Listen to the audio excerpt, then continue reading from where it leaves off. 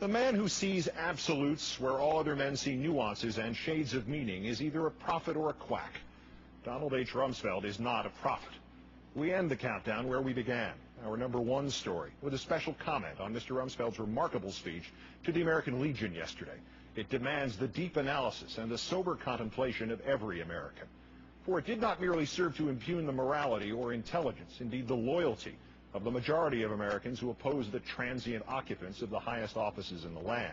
Worse still, it credits those same transient occupants, our employees, with a total omniscience which neither common sense nor this administration's track record, at home or abroad, suggests they deserve. Dissent and disagreement with government is the life's blood of human freedom, and not merely because it is the first roadblock against the kind of tyranny the men Mr. Rumsfeld likes to think of as his troops still fight this very evening in Iraq. It is also essential, because just every once in a while it is right, and the power to which it speaks is wrong. In a small irony, however, Mr. Rumsfeld's speechwriter was adroit in evoking the memory of the appeasement of the Nazis. For in their time, there was another government faced with true peril, with a growing evil, powerful and remorseless. That government, like Mr. Rumsfeld's, had a monopoly on all the facts. It too had the secret information. It alone had the true picture of the threat. It too dismissed and insulted its critics in terms like Mr. Rumsfeld's, questioning their intellect and their morality. That government was England's in the 1930s. It knew Hitler posed no true threat to Europe, let alone to England. It knew Germany was not rearming in violation of all treaties and accords. It knew that the hard evidence it had received, which contradicted its own policies, its own conclusions, its own omniscience, needed to be dismissed. The English government of Neville Chamberlain already knew the truth. Most relevant of all, it knew that its staunchest critics needed to be marginalized and isolated.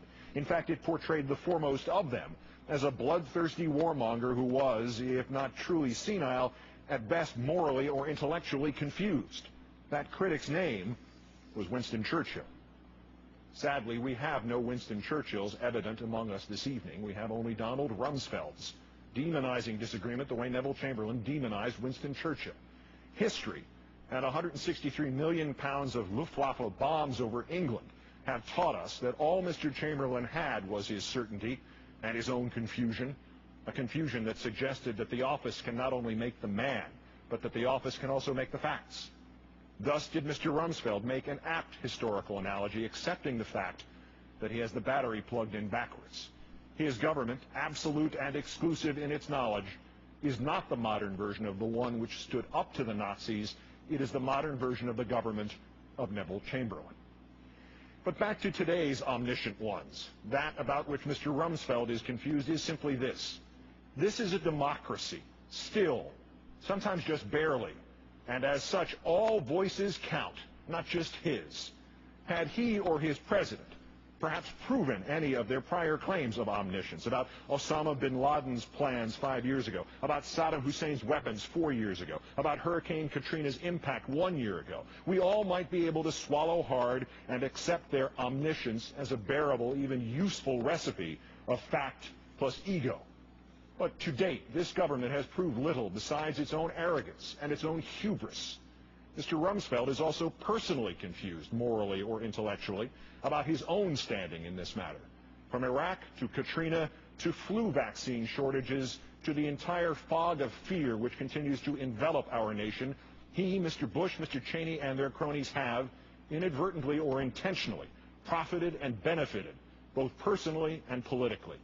And yet he can stand up in public and question the morality and the intellect of those of us who dare ask just for the receipt for the emperor's new clothes. In what country was Mr. Rumsfeld raised? As a child, of whose heroism did he read? On what side of the battle for freedom did he dream one day to fight? With what country has he confused the United States of America? The confusion we, as its citizens, must now address is stark and forbidding. But variations of it have faced our forefathers when men like Nixon and McCarthy and Curtis LeMay have darkened our skies and obscured our flag. Note with hope in your heart that those earlier Americans always found their way to the light, and we can too.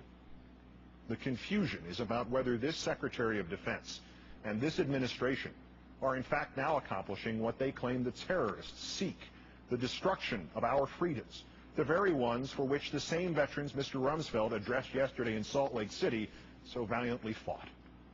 And about Mr. Rumsfeld's other main assertion that this country faces a new type of fascism, as he was correct to remind us how a government that knew everything could get everything wrong. So too was he right when he said that, though probably not in the way he thought he meant it. This country faces a new type of fascism indeed. Although I presumptuously use his sign-off each night in feeble tribute, I have utterly no claims to the words of the exemplary journalist Edward R. Murrow. But never in the trial of 1,000 years of writing could I come close to matching how he phrased a warning to an earlier generation of us, at a time when other politicians thought they, and they alone, knew everything, and branded those who disagreed confused or immoral.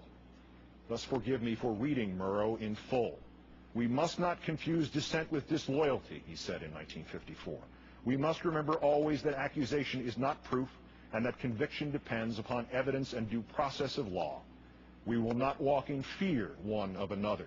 We will not be driven by fear into an age of unreason if we dig deep in our history and our doctrine and remember that we are not descended from fearful men, not from men who feared to write, to speak, to associate, and to defend causes that were, for the moment, unpopular. And so, good night and good luck.